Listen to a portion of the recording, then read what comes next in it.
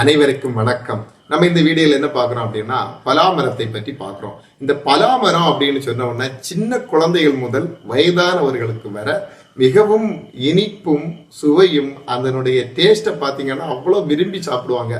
ஒரு சிலர்கள் மட்டும்தான் அதை தவிர்ப்பாங்க. வேற எல்லாருமே அதை விரும்பி சாப்பிடக்கூடிய ஒரு மிகப்பெரிய ஒரு பொக்கிஷமான ஒரு உணவு. அந்த மரத்தை வாஸ்து ரீதியில் நாம் எப்படி வீட்டில் வைத்துக் கொள்ளலாம்? அது நிறைய கேள்விகள் என்னிடம் வருகிறது. அதாவது என்ன கேட்குறாங்க அப்படின்னா, எந்த மரங்கள் எல்லாம் வீட்டில் வைக்கலாம் அப்படின்னு ஒரு கேள்வி வருது. அப்ப எந்த மரம் வைக்கக்கூடாது அப்படின்னு சொல்லிட்டு நம்ம முதல்ல சொல்லிட்டோம் அப்படின்னா, அந்த வைக்கக்கூடாத மரங்கள் நமக்கு தெரிஞ்சிருச்சு அப்படின்னா மிச்சம் எல்லாம் வச்சுக்கலாம். அதான் அதனுடைய கணக்கு. அப்படி நம்ம பார்க்கச்சில சில வீடுகளில் நம்ம வாஸ்து பார்க்க போகக்கூடிய வேலையில என்ன கேட்பாங்க அப்படின்னா, இந்த பிளாமரங்கள் எல்லாம் விரோதத்தை உண்டு பண்ணும், சகோதரத்தை ஒற்றுமை இல்லாத ஆக்கும், இப்படி எல்லாம் உண்மையா பொய்யா அப்படின்னு கேட்கிறாங்க. முன்னோர்கள் ஒரு சிலர்கள் சொல்றாங்க அப்படின்னு சொல்லியிருக்காங்க. ஆனால் நம்ம ஒன்று மட்டும் சிந்தித்துக் கொள்ள வேண்டும். அது என்ன சிந்திக்கணும் அப்படின்னா, நம் முன்னோர்கள் முன்ன காலங்கள் அப்படின்னா பாத்தீங்கன்னா இந்த பிளாமரத்தை என்ன எதுக்காக பயன்படுத்துவாங்க அப்படின்னா, வீடு தறி வைப்பதற்காக அந்த பிளாமரத்தை பயன்படுத்துவாங்க.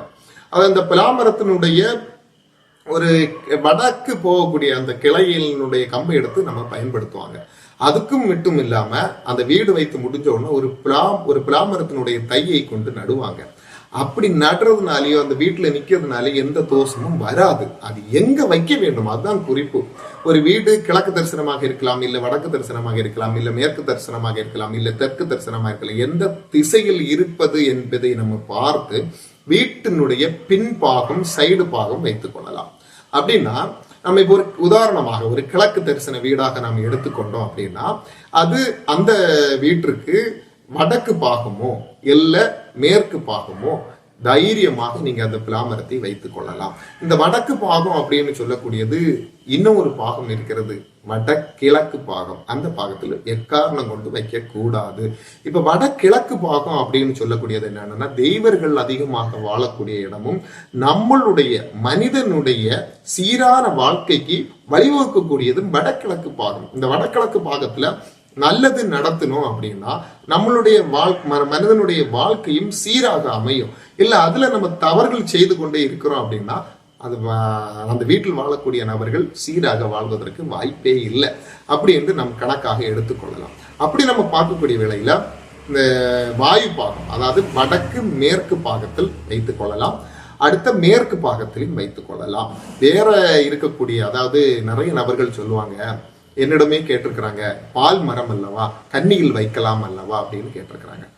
நன்றாக புரிந்து கொள்ளுங்கள், கன்னி பாகத்தில் எந்த மரமும் வைக்கக்கூடாது. ஏன் வைக்கக்கூடாது அப்படின்னா, கன்னி பாகத்தில் வைக்கக்கூடிய மரங்கள் அதிகமாக வளரக்கூடாது. ஏன்னா வீடை விடவும் உயரமாக அந்த மரங்கள் போகக்கூடாது. ஏன் போகக்கூடாது அப்படின்னு பாத்தீங்கன்னா, அந்த வீட்டை விடவும் உயர்ந்து போகக்கூடிய வேளையில் அந்த மரத்திற்கு தான் பவரே தவிர வீட்டிற்கு பவர் இல்லை. அந்த வீடு கெட்டுறது யாருக்கு? நமக்காகவே தவிர மரத்துக்காகவோ இல்லை பிற நபர்களுக்காகவோ அல்ல.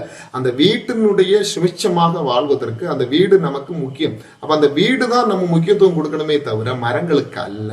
அதை மட்டும் தெளிவாக புரிந்து கொள்ளுங்கள். வீட்டு தோட்டம் அப்படி என்று நம்ம வந்துகிட்டு அப்படின்னா இப்படிதான் இருக்க வேண்டும் என்று நம்ம சாஸ்திர விதிகள் பல விதமாக இருக்கிறது. நம் புராணங்கள் அதிகமாக கூறப்பட்டிருக்கிறது. அப்படி நம்ம பார்க்கக்கூடிய வேளையில் வடக்கு மேற்கு பாகத்தில் தைரியமாக பிளாமரத்தை வைத்துக் கொள்ளலாம். அது கண் விழிக்கக்கூடிய வேளையில் அந்த மரத்தை நாம் பார்க்காமல் இருப்பது மிகவும் சிறந்தது அப்படி என்று சொல்லலாம். ஏன் அப்படி பார்க்கக்கூடாது அப்படின்னா, துர்சக்திகள் அதிகமாக குடியிருக்கக்கூடியதும் அந்த மரத்தில் குடியிருக்கக்கூடியது. அப்ப அதை நம்ம பார்க்கக்கூடிய வேளையில நமக்கும் அந்த ஒரு நெகட்டிவ் தாட் வரலாம் அப்படின்றது சாஸ்திரம் சொல்லுகிறதே தவிர அது உண்மை அப்படின்னு பாத்தீங்கன்னா, உண்மையாக நம் சாஸ்திரத்தை நம்ம ஹிந்து மத சாஸ்திர விளக்கப்படி என்னன்னா, உண்மை என்று நாம் நம்புபவர்களுக்கு உண்மை, பொய் என்று நம்புபவர்களுக்கு பொய். அதை தான் நம் சாஸ்திரங்கள் கூறுகின்றன.